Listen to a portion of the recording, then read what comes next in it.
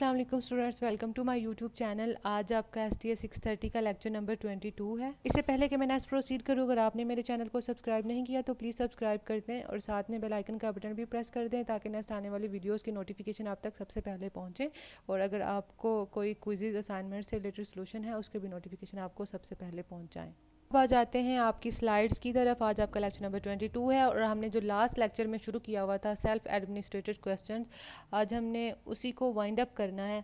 मैं थोड़ा सा इसको कंक्लूड करती चलूँ कि सेल्फ एडमिनिस्ट्रेटेड क्वेश्चंस में हमने क्या देखा था कि ये मॉडर्न लिविंग में यूज़ होता है, फॉर एग्जांपल रेस्टोरेंट वगैरह, डीलरशिप, ट्रांसपोर्टेशन वगैरह में।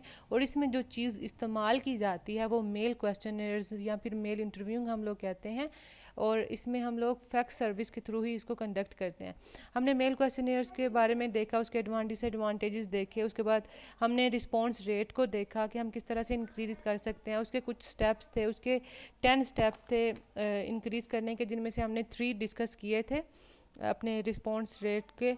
एक सबसे पहला कवर लेटर था, मनी हेल्प थी और इंटरेस्टिंग क्वेश्चन। कवर लेटर जो है वो सबसे कहते हैं बहुत ज़्यादा इंपॉर्टेंट होता है किसी भी रीडर्स के लिए, पूरी क्वेश्चन जेर के लिए। जो आपका कवर लेटर है वो ज़्यादा अट्रैक्टिव होना चाहिए। ये रेपट आपकी बताता है कि आपकी क्या रेपुटेशन है, स्पॉन्सर को आपने क्या सिलेक्ट किया है। उसके बाद इसमें आपने इंडिविजुअली टाइप किया है लेटर को, ये आपके बारे में पर्सनल इंफॉर्मेशन दे रहा होता है। मनी हेल्प में क्या है कि आप लोग टिकट या पैनल के थ्रू इसको कर रहे होते हो या आप किस किस्म का रिवॉर्ड ले रहे होते हो। थर्ड पे हमारे पास इंटरेस्टिंग क्वेश्चंस आते हैं, जिसमें आप कोई भी टॉपिक सेलेक्ट करते हो उससे रिलेटेड आपसे क्वेश्चन किए जाते हैं और क्वेश्चन चेंज नहीं होते, उस टॉपिक से रिलेटेड ही होते हैं। और कुछ क्वेश्चन इसमें ऐड किए जाते हैं कुछ बिगनिंग्स में इंटरेस्ट डेवलप करने के लिए। जो 4 वाला है सेल्फ एडमिनिस्ट्रेटेड क्वेश्चंस का, हमारा फॉलो अप्स है। फॉलो अप्स में क्या होता है, कहते हैं इसमें कम्युनिकेशन हम लोग रिस्पोंडेंट्स के थ्रू करते हैं, जिसमें हम लोग क्वेश्चनर्स को रिटर्न कर रहे होते हैं। इसमें रिमाइंडर्स वगैरह आ जाते हैं, किसी कोई और कॉपी आ जाती है आपके क्वेश्चनर्स की, इसमें कितने नंबर ऑफ रिमाइंडर्स रह गए हैं। और 5 नंबर पे हमारे पास प्रिलिमिनरी नोटिफिकेशंस आते हैं, जो कि एडवांस नोटिस है लेटर या टेलीफोन के थ्रू। ये क्वेश्चनियर्स की ज़्यादा क्लोज होती है और ये इंफ्रास्ट्रक्चर्स के ऊपर, आपकी नेचर ऑफ स्टडीज़ के ऊपर डिपेंड कर रही होती है।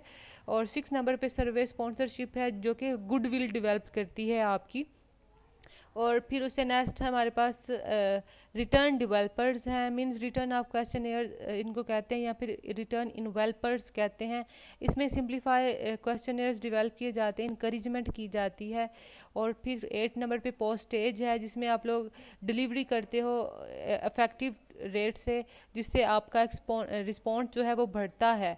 ठीक है, इसमें आप लोग क्लास मेल कर रहे हो या स्पेशल स्टैम्प्स वगैरह यूज़ करते हो। पर्सनलाइजेशन के अंदर आप पर्सनली टाइप करते हो अपने कवर लेटर को, कुछ इफेक्टिवनेस देने के लिए आप लोग उसमें अपना ड्रेस डालते हो। ठीक है, उसको अट्रैक्टिव बना के भेजते हो। और लास्ट नंबर पे 10 पॉइंट जो है वो इसका वो साइज़, प्रोडक्शन और कलर है, जिसमें आप लोग अट्रैक्टिव प्रिंटिंग करते हो। आप अपना साइज़ जो है वो A4 रखते हो, गुड क्वालिटी का पेपर आप यूज़ करते हो, प्रिंटेड अट्रैक्टिव करते हो और फोल्ड वगैरह नहीं करते हो। मीन्स आपका अट्रैक्टिव होना चाहिए ये जो आपका रिस्पॉन्स रेट है। अब नेक्स्ट टॉपिक हमारा स्टार्ट हो रहा है, जिसमें है make use of all the technique simultaneously tool design effort, हम लोग इसको कहते हैं, जिसमें हम लोग ईमेल सर्वे करते हैं। टूल डिज़ाइन एफर्ट में हम लोग ईमेल सर्वेस करते हैं, जिसमें क्वेश्चनर्स पूछते हैं, ईमेल के थ्रू डिस्ट्रीब्यूट करते हैं, न्यू मेथड्स कम्युनिकेशन के निकालते हैं। इसके कुछ बेनिफिट्स मींस ये बड़े स्पीडी होता है, इसकी कॉस्ट कम होती है, फास्टर होता है, मोर रिलायबल होता है। ये हम नेक्स्ट डिस्कस करते हैं।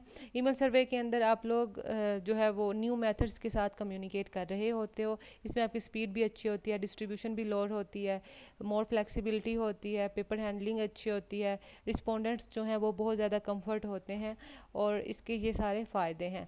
अब मेल सर्वे के, ईमेल सर्वे के कुछ डिसएडवांटेज भी हैं ऑफ कोर्स, जिसमें हमारे पास कहता है कि इवज ड्रॉपिंग हो जाती हैं ईमेल्स के थ्रू, मींस डिफ़िकल्ट होता है इसको मेंटेन करना। और कुछ मेल्स होते हैं जो सेम कैपेसिटी के नहीं भी होते और जो हमारे लिए प्रॉब्लम क्रिएट करते हैं। अब नेक्स्ट हमारे पास इंटरनेट सर्वे है। इंटरनेट सर्वे जिसमें हम लोग ये सेल्फ एडमिनिस्ट्रेटेड क्वेश्चनर्स की वेबसाइट के ऊपर पोस्ट किया जाता है। ठीक है, और इसमें रिस्पोंडेंट्स जो है वो क्वेश्चंस के आंसर देते हैं और जो स्क्रीन के ऊपर हाईलाइट हो रहे होते हैं। और इसके भी कुछ एडवांटेजेस हैं। इसके एडवांटेजेस में है स्पीड एंड कॉस्ट इफेक्टिव है, विजुअल अपील होती है इसकी, मीन्स आंखों से हम लोग देख रहे होते हैं, ऑब्जर्व कर रहे होते हैं, रिस्पोंडेंट्स पार्टिसिपेशन होती है, कोऑपरेशन होती है, उसके बाद पर्सनल और फ्लेक्सिबल क्वेश्चनिंग हो रही होती है, और उसके बाद हमारे पास हमारा जो है accurate real time data capture हो रहा होता है, रियल टाइम में हम लोग कर रहे होते हैं लाइव होके, कॉल बैक्स का इसके अंदर ऑप्शन मौजूद होता है, ये हमारे लिए फ्लेक्सिबल होता है और इजी टू यूज़ होता है, और उसके बाद जो रिस्पोंडेंट्स हैं वो बिल्कुल कंफर्ट फील करते हैं, इसमें कोई भी किसी किस्म की कोई एड्रेस की ज़रूरत नहीं होती है, इसमें रिस्पॉन्स रेट भी ज़्यादा होता है, और इसके भी कुछ डिसएडवांटेज हैं कि सारे लोग जो हैं आपस में पार्टिसिपेट नहीं कर रहे होते, all peoples can not be participated, और मीन जाहिर है कि किसके पास पावरफुल सॉफ्टवेयर नहीं है, किसके पास स्किल्स नहीं है उसको यूज़ करने की। सेकंड नंबर पे इसमें कोई भी फ़िज़िकल इंसेंटिव्स नहीं होते हैं, ठीक है, फिजिकल इंसेंटिव्स वगैरह आप सेंड नहीं कर सकते हो। ये बस इतना ही था। नेक्स्ट हमारे पास सिलेक्टिंग दी अप्रोप्रिएट्स रिसर्च डिज़ाइन। अब आपने इतने ज़्यादा रिसर्च डिज़ाइन सर्वे देखे हैं जिसमें पर्सनल इंटरव्यूइंग देखी, टेलीफोन के थ्रू, इंटरनेट के थ्रू, ईमेलिंग के थ्रू, कहता है जो है अगर आपको इनमें से कोई इनमें से आपको कौन सा सूटेबल लगता है, आप कौन सा सिलेक्ट करोगे जिसकी ज़्यादा कॉन्फिडेंशियलिटी है।